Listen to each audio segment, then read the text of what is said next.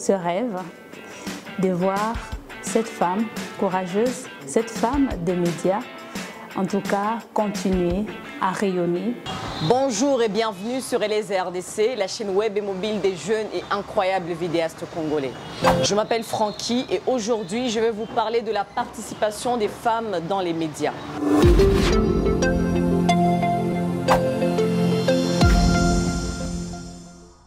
Selon une récente étude menée par l'Union des femmes congolaises des médias, l'UCOFEM, sans surprise, seulement 26% des postes de direction dans les médias sont occupés par les femmes, contre 74% pour les hommes.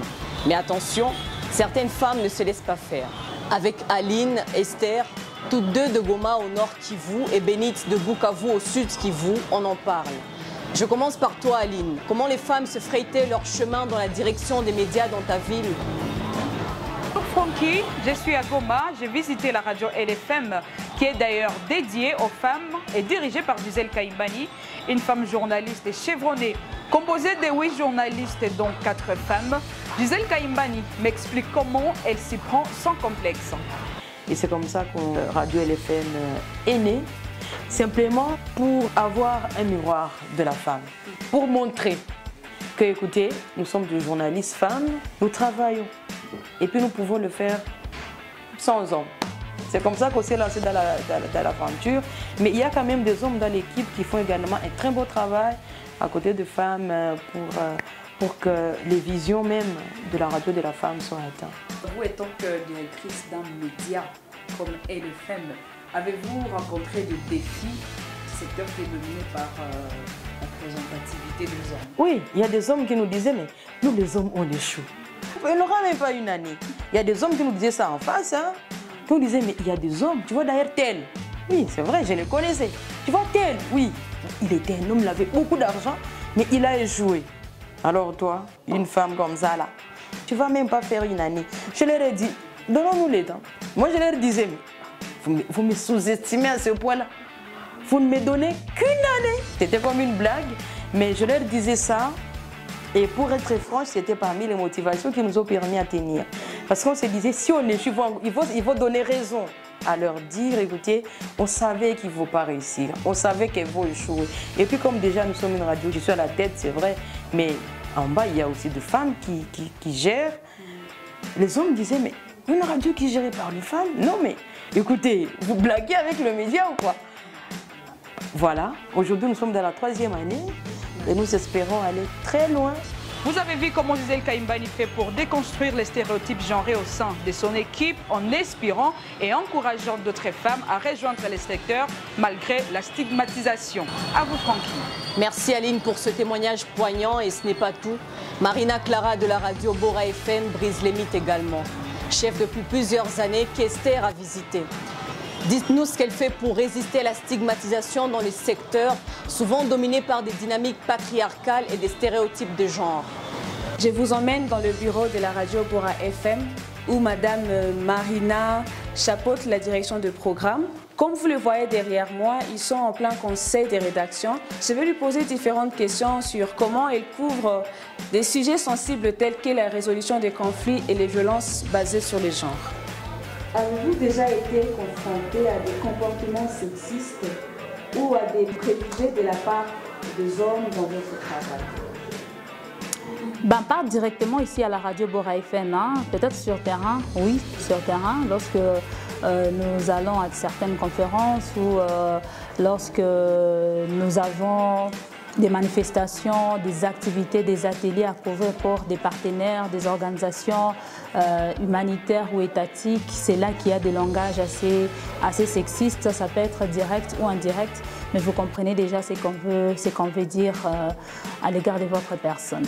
Eh bien, pour sensibiliser sur des questions de masculinité positive, Bora FM a mis en place à disponibiliser des espaces pour des émissions qui font la promotion de la masculinité positive. Il y a par exemple notre émission Baba Bora, il y a un autre espace pour l'émission où nous avons donné vraiment gratuitement à la division du genre, c'est Écho sur le genre.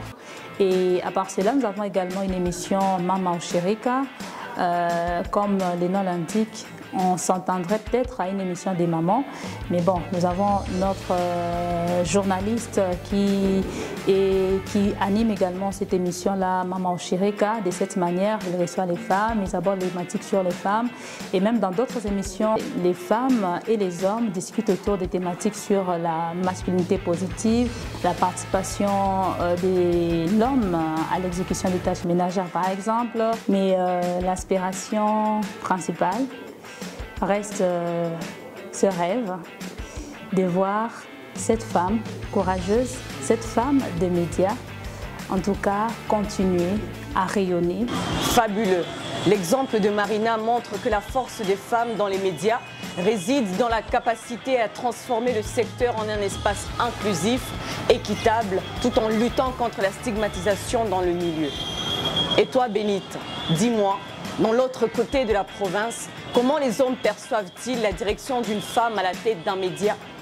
Oui, à Bukavu, où je vis, certains hommes, dont M. Ibag, ont construit leurs relations professionnelles en la fondant sur la collaboration et la complémentarité des compétences et non sur la compétition genrée. Ibag Bagenda explique ses premiers jours en tant qu'homme dirigé par une femme dans la radio Svein derrière moi, où il a travaillé depuis au moins 9 ans. Je demanderais donc aux hommes de ne pas prendre la masculinité positive comme une menace, mais c'est une opportunité pour donc aider les femmes à émerger elles aussi. Et comment appréciez-vous votre collaboration avec elle, la directrice de la radio Svein?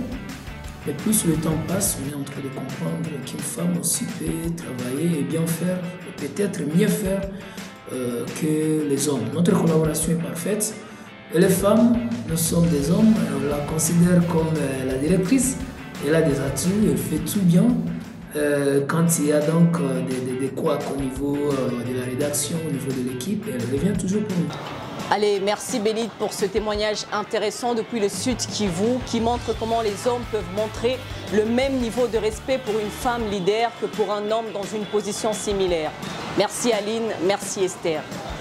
Merci Francky, au revoir et à très bientôt.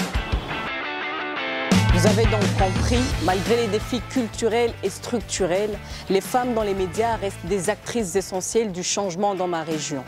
Leur implication et engagement prouvent qu'elles sont une force motrice dans la construction d'une société congolaise équitable.